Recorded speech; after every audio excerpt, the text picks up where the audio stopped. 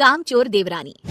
एक बार की बात है, सुषमा अपने पूरे परिवार के साथ खुशी खुशी मोहन नगर में रहती थी। उसकी 2 बहुएं थी, पल्लवी और शिवानी। एक दिन दोनों बहुएं रसोई में काम कर रही होती है कि तभी उनकी सास सुषमा उन्हें बुलाती है। अरे बहू, जरा इधर तो आना। शिवानी, जरा जाकर देखना सासू माँ क्या कह रही है। दीदी आप ही देख लो ना जाकर, आपको भी तो सुनाई दे रहा है। अरे मैं आटा गूंद रही हूँ ना, तुम चली जाओ। हाँ तो मैं भी तो सब्जी काट रही हूँ ना दीदी। अरे बहू जल्दी आओ।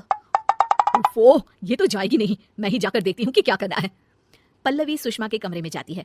जी मम्मी जी, क्या हुआ? शाम को घर पर कुछ मेहमान आने वाले हैं, तो तुम अच्छा सा खाना बना लेना बहू। ठीक है मम्मी जी, आप बता दीजिए क्या क्या बनाना है और कितने लोग आ रहे हैं।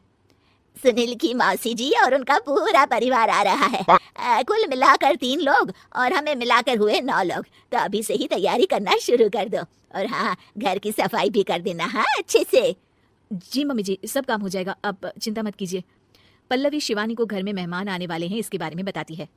क्या 9 लोगों का खाना बनाना होगा, घर की सफाई करनी है? बाप रे, सासू माँ ने तो हमें घर की नौकरानी ही समझ कर रखा है।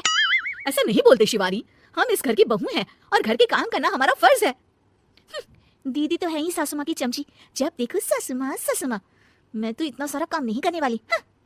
शिवानी कपड़े लेकर गमला साफ कर रही होती है और चक्कर आने का नाटक करने लगती है। मेरा सर चकरा रहा है। तभी वहाँ पल्लवी और सासू माँ जाते हैं। अरे बहू, क्या हो गया तुम्हें? मम्मी जी, बहुत तेज सर में दर्द हो रहा है। तुम एक काम करो शिवानी, आराम कर लो। नहीं नहीं दीदी, घर में मेहमान आने वाले हैं, मुझे आपकी मदद करनी चाहिए। अरे कोई बात नहीं शिवानी, तुम आराम कर लो, मैं सब काम कर लूंगी। ठीक है दीदी, अगर आप इतना कह रही हैं तो आराम कर लेती हूँ। शिवानी आराम से अपने कमरे में मैगजीन पढ़ रही होती है। इसे कहते हैं आराम की जिंदगी। इतना सारा काम। चलो सारा काम खत्म हो गया, शिवानी को देख आती हूँ। शिवानी अपने कमरे में ईयरफोन में गाने सुनते सुनते सो जाती है और उसके साइड में मैगजीन भी रखी होती है। पल्लवी वहां आ जाती है और वो सब देखती है। ओहो, तो मतलब सब काम चोरी का बहाना था। अभी बताती हूँ इसको। घर का सारा काम मुझे करना पड़ा और ये महारानी यहाँ मैगजीन पढ़ रही है, गाने सुन रही है।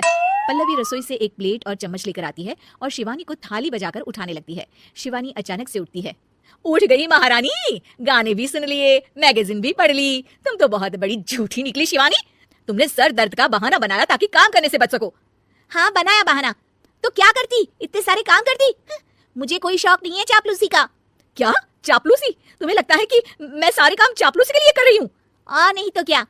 तभी वहाँ सासू माँ आ जाती हैं। अरे बहू, वो लोग बस आने ही वाले हैं, तुम तैयारियां कर लो। जी सासू माँ, तुझे तो मैं बाद में देखती हूँ। सब खाना खाने बैठते हैं और खाना शुरू करते हैं। तभी सुनील की मौसी बोलती है। वाह भाई वाह, खाना तो बहुत ही अच्छा बना है सुषमा जी, एक एक चीज में क्या स्वाद है। ये सुनकर शिवानी मुंह बना लेती है। उसे अपनी जेठानी की इतनी तारीफ राज नहीं आती। आपकी बहुएं तो बहुत ही अच्छा खाना बनाती हैं। हाँ बनाती तो दोनों ही अच्छा है, पर आज ना ये सारा खाना बड़ी बहू ने बनाया है। छोटी बहू की तबीयत ठीक नहीं थी, सो इसलिए। मानना पड़ेगा सुषमा जी, आपकी बड़ी बहू तो बहुत ही गुणवान है। पल्लवी की तारीफ सुनकर शिवानी को जलन होती है। पल्लवी ये सुनकर खुश हो जाती है और शिवानी की तरफ देखकर उसे चिढ़ाती है। कुछ देर बाद मेहमानों के जाने का वक्त हो जाता है। मौसी जी सबके लिए उपहार लाई होती है। वो सबको शगुन के पैसे देती हैं और अंत में पल्लवी के पास आती है। तुम्हारे लिए शगुन का लिफाफा तो है ही, पर बहू तुम्हें एक और उपहार भी मिलेगा इतना अच्छा खाना बनाने के लिए। मौसी अपने सोने के कंगन निकालकर पल्लवी को पहना देती है। ये लो, ये मेरे मनपसंद कंगन है, अब से ये तुम्हारे हुए। धन्यवाद मौसी जी। ये देखकर शिवानी तो पूरी तरह से जल जाती है और गुस्से से रसोई में चली जाती है। तभी वहां पल्लवी आ जाती है और उसे अपने कंगन दिखाने लगती है।